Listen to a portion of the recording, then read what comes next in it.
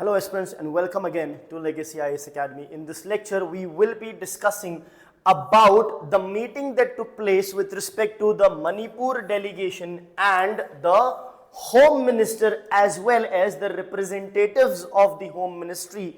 So what happened, why this meeting actually happened, first things that, second who all were involved in it and what has been discussed in the same. If there are certain demands that have been made, what are those demands and could they be met or not? All those things and much more is what we will discuss. So what is the news all about? The news is about the Manipur delegation. Now with respect to Manipur here, it's not the entirety of the Manipur representatives but rather just the delegation of the Meitei, that is the valley based. Meiteis are the valley based people majorly. So the Meitei valley based civil society, so there were three specific civil societies who have for the first time together met the representatives of the government. So they met with the Ministry of Home Affairs officials, of course the Home Minister as well as the other representatives of the Ministry of Home Affairs.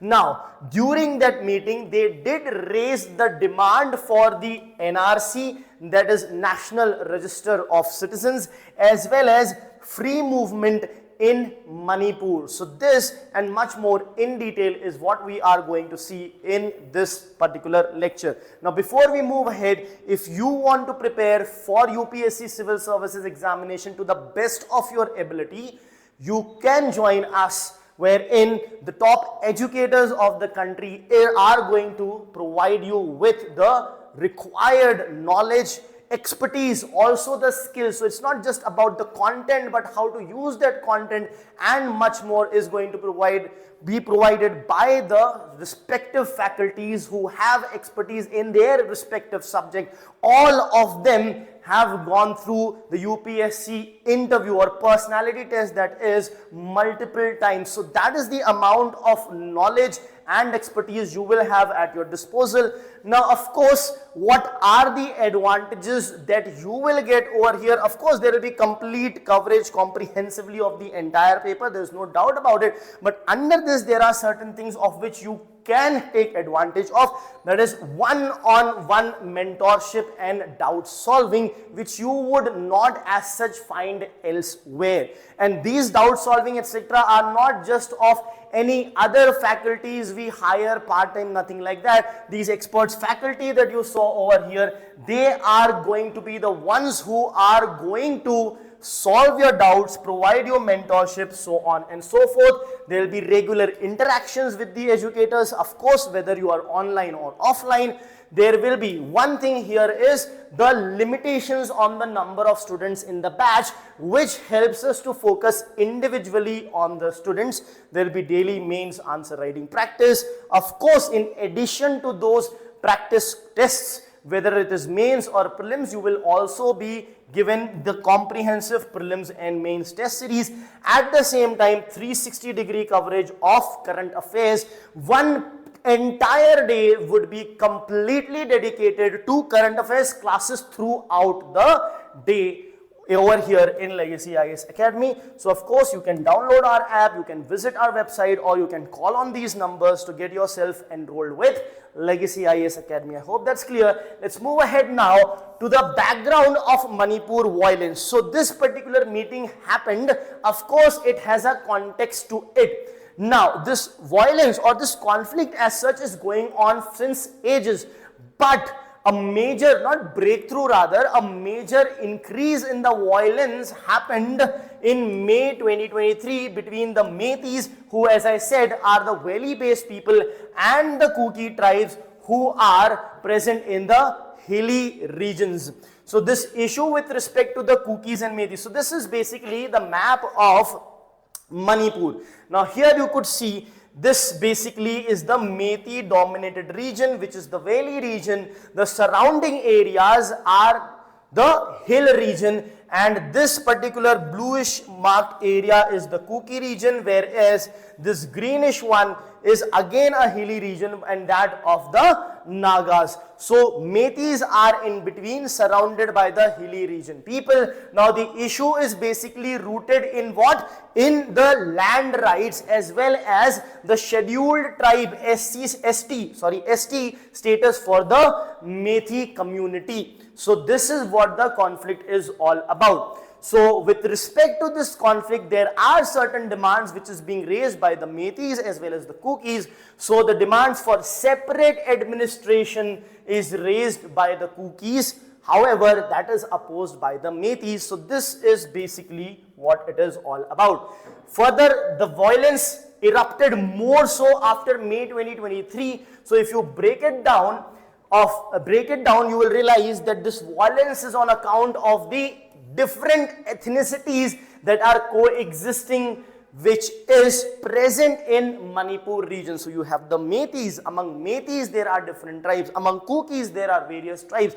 Plus you are also surrounded by the Nagas, who again there are certain demands of greater Naga limb also. So all these multiplicity of ethnicity is leading to the violence kind of a situation. Not just the violence, of course there are protests, there are legal routes that is being looked at, but at the same time there are insurgent groups which is leading to violence as well. Now the implication for this, of course, is huge for India. We have the center-state relations that are at stake, which is of course the federalism as well as the internal security and the safety of the people and the nation is what is at stake over here.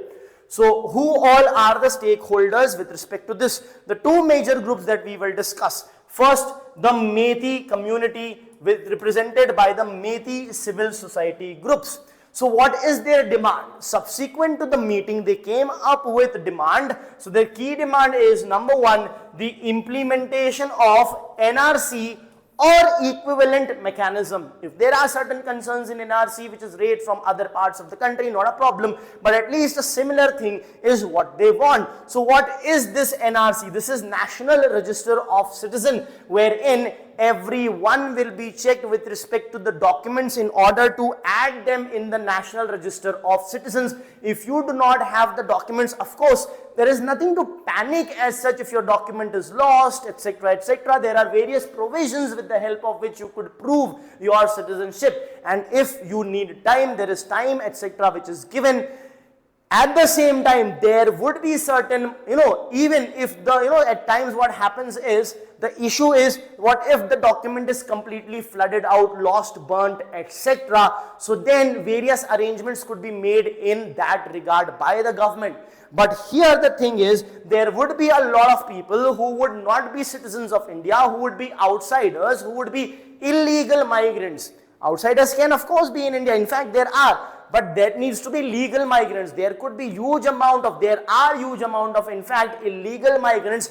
They would then be identified and then they could be sent back to their respective countries, and that would ensure that the demographic shift that we are seeing, especially in the northeastern region, especially in northeastern states, because they are having international border with respect to countries like, for example, your Myanmar, which has a porous border with India. So a lot of influx of population is there. With respect to Bangladesh, from Bangladesh a lot of influx is there, which changes the demography of the particular state. Of course, these people are going to propagate throughout the country, but majorly concentrated in the northeastern region, as a result of which NRC is demanded. Plus, free movement across the community is also demanded by them. And also they want that no extension of SOO agreement, that is suspension of operation agreement, should not be further extended without the broader consensus. So what is suspension of operation agreement?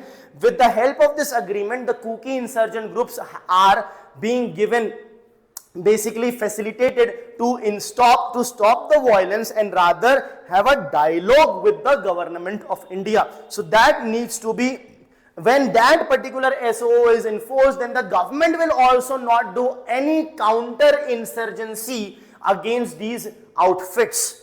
So this is what needs to be not extended without the broader consensus is what the Meiteis are demanding. So what are the Kukis saying over here? The Kukis basically demand a separate administration altogether. They want to Kukis are also demanding exclusive dialogue with the central government through the SOO groups. So Kukis have got the suspension on operation agreement with the central government through which they want exclusive dialogue, whereas the Meiteis were talking about a complete consensus which needs to be developed. So the solution, the way forward could be that every stakeholder basically comes on the table together and have a discussion, of course, but before that happens, of course, the government can individually, exclusively also, and in fact should deal with the stakeholders. Now, what are the constitutional dimensions with respect to the demand the Meiteis have made during this meeting? So, very first, Article 19(1)(d) talking about freedom to move freely. They are asking for freedom to move freely and they are invoking Article 19(1)(d) over here. Citizenship Amendment Act and the NRC, which the central government themselves have been bringing that up. Now, they demand for NRC to be implemented in Manipur for excluding the illegal immigrants that are there. So again, they have a legal backing over here as well. Moving ahead, Article 371, this provides for special provision for administration for the state of Manipur. Now, under Article 371, there are different articles, 371B, C, D, so on and so forth, which mentions the special provisions for different states that becomes important for your examination. With respect to the governance challenge, the center-state coordination failure could be seen over here. So that needs to improve. Failure because again, the precedent rule was imposed since a long time over here. Fragmentation of authority, of course, fragmentation of authority within the state because there are different demands coming from different sections of the society. Rule of law to an extent compromise, wherein the security and governance has seen a breakdown. How can we say that? Because there has been violence in that state. Moving ahead, the NRC and the issue of illegal migration. The NRC implementation anyhow throughout the country is going to address the issue of illegal migration.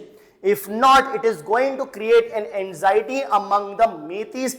If implemented properly, it can help address the illegal migrant issue. Now, why this is important? Because there are allegations with respect to unchecked migration that is happening, specifically as I mentioned from the country of Myanmar and Bangladesh, and they are entering the hilly areas but later on settling in the valleys where Meiteis are present. Now coming on to the demand of suspension of operation. So what is this suspension of operation? It is an agreement between the Kuki insurgent groups and the central government, wherein it is decided that the Kuki insurgent group will stop the insurgency and have diplomatic talks with the government of India, and in response the government of India is also not going to do any counter-insurgency operation against these outfits. That is what this SOO is all about. However, the Meiteis are against the extension of this SOO. So what could be the way forward here? The way forward could deal with balanced implementation of NRC, efficient and balanced implementation considering the